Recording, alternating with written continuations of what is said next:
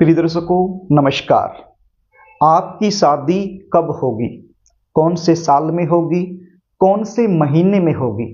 यदि आप ये जानकारी लेना चाहते हैं तो इस वीडियो को शुरू से लेकर अंत तक जरूर देखना, क्योंकि आज मैं आपको इस वीडियो के माध्यम से कुछ ऐसे सूत्र आपको बताने वाला हूं। यदि ये सूत्र आपने अपनी जन्म कुंडली में अप्लाई कर लिए तो आप अपने घर बैठे बैठे ही आराम से ये पता कर पाएंगे कि आपकी शादी होने का योग कब बन रहा है। आपके पास आपकी जन्म कुंडली बनी हुई होगी, आप उस जन्म कुंडली को खोल लीजिए और साथ में स्क्रीन पर देखिए एक जन्म कुंडली चार्ट को। अब इस प्रकार के चार्ट आपकी जन्म कुंडली में एक से अधिक मिलेंगे, तो आपने कौन से चार्ट को देखना है? लगन कुंडली चार्ट को आपने देखना है। लगन कुंडली चार्ट के नाम से एक चार्ट आपको मिलेगा, तो उसी को आपने देखना है और विशेष रूप से उस लगन कुंडली चार्ट के सप्तम भाव को आपने देखना है, क्योंकि सप्तम भाव से ही विवाह का विचार किया जाता है। अब ये सप्तम भाव कौन सा होता है आप स्क्रीन पर देखिए। इस स्क्रीन में जिस भाव के अंदर 7 नंबर लिखा हुआ है, ये जन्म कुंडली का सप्तम भाव होता है, यानी 7 नंबर का खाना होता है। तो आपकी जन्म कुंडली का जो सप्तम भाव है, उस सप्तम भाव में 1 से लेकर 12 तक कोई भी अंक हो सकता है, क्योंकि ये जो चार्ट आप देख रहे हो ये मेष लगन की कुंडली है। अब आपकी कुंडली कोई भी हो सकती है, मेष की भी हो सकती है, वृषभ की भी हो सकती है, मिथुन की भी हो सकती है। इसलिए सप्तम भाव में 1 से लेकर 12 तक कोई भी अंक हो सकता है।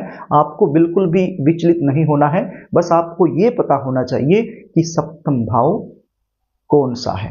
तो आप समझ गए होंगे कि जन्म कुंडली का सप्तम भाव कौन सा होता है। अब आप ये देख लीजिए इस सप्तम भाव के अंदर कौन सा ग्रह बैठा हुआ है।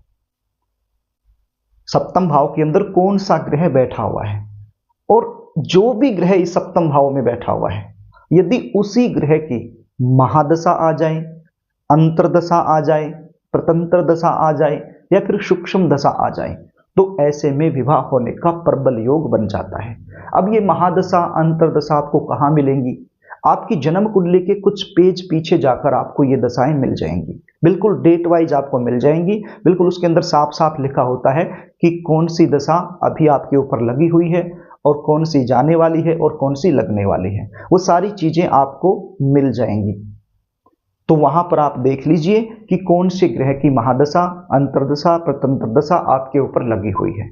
यदि जन्म कुंडली के सप्तम भाव में जो ग्रह बैठा हुआ है उसी की यदि महादशा, अंतर्दशा, प्रतंत्र दशा चली हुई है, तो आप ये मान लीजिए शादी होने का प्रबल योग आपका चला हुआ है। या फिर आप ये देख लीजिए कि सप्तम भाव के अंदर जो ग्रह बैठा हुआ है उसकी महादशा, अंतर्दशा कब लगने वाली है। जब भी लगेगी उसी समय शादी होने का एक प्रबल योग आपका बन जाएगा। अब कई जन्म कुंडली ऐसी होती हैं जिनके सप्तम भाव में कोई ग्रह होता ही नहीं है, तो फिर कैसे देखेंगे? अब सप्तम भाव के अंदर क्या नंबर लिखा हुआ है, कौन सी राशि लिखी हुई है, आपको ये देखना होगा। और उस राशि के स्वामी कौन ग्रह बनते हैं वो आपको देखना होगा। अब सप्तम भाव के अंदर जो राशि बनती है उस राशि के स्वामी की महादशा, अंतर्दशा, प्रतंत्र दशा यदि लगेगी तो भी शादी होने का एक प्रबल योग बन जाता है।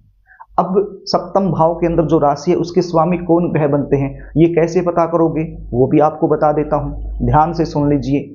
यदि सप्तम भाव के अंदर 1 लिखा हुआ है, आप देख लीजिए कि आपकी कुंडली के सप्तम भाव में क्या है। यदि 1 है तो स्वामी कौन बनेंगे? मंगलदेव। यदि 2 है तो शुक्रदेव। यदि 3 है तो मिथुन, माफ कीजिएगा, यदि 3 है तो बुधदेव। यदि 4 है तो चंद्रदेव। यदि 5 है तो सूर्यदेव। यदि 6 है तो फिर बुधदेव। यदि 7 है तो शुक्रदेव। यदि 8 है तो मंगलदेव। यदि 9 है तो देवगुरु बृहस्पति। यदि 10 है तो शनिदेव। यदि 11 है तो शनिदेव, और यदि 12 नंबर लिखा है तो देवगुरु बृहस्पति यहाँ के स्वामी बन जाते हैं। तो आप देख लेना कि आपकी जन्म कुंडली के सप्तम भाव के स्वामी कौन बनते हैं, और उसके बाद महादशा, अंतर्दशा में देख लेना कि इनकी महादशा, अंतर्दशा, प्रतंत्र दशा कब लगने वाली है। तो जब भी लगेगी उसी समय शादी होने का एक प्रबल योग आपका शुरू हो जाएगा। अगला जो सूत्र है उसको भी ध्यान से सुन लीजिए। जन्म कुंडली के सप्तम भाव के स्वामी की महादशा चली हुई है। अब आपको पता चल गया होगा कि सप्तम भाव का स्वामी कौन है। तो सप्तम भाव के स्वामी की महादशा यदि चली हुई है और अंतरदशा जन्म कुंडली के पंचम भाव के स्वामी की आ जाए, या फिर सप्तम भाव के स्वामी की आ जाए, या फिर लगन के स्वामी की आ जाए, तो भी विवाह होने का एक प्रबल योग बन जाता है। अगला सूत्र नोट कर लीजिए, यदि सप्तम भाव के स्वामी की महादशा चली हुई है और अंतरदशा देवगुरु बृहस्पति की आ जाए या फिर शुक्र देव की आ जाए, तो भी विवाह होने का एक प्रबल योग आपका बन जाता है। या फिर आप इसको ऐसे भी बोल सकते हैं कि गुरु की महादशा या शुक्र की महादशा चली हुई है और सप्तम भाव के स्वामी की अंतरदशा आ जाए, या फिर जो त्रिकोण भाव होते हैं लगन, पंचम और नवम, इन भाव के स्वामी की महादशा चली हुई है और अंतरदशा सप्तम भाव के स्वामी की आ जाए, तो भी विवाह होने का एक प्रबल योग माना जाता है।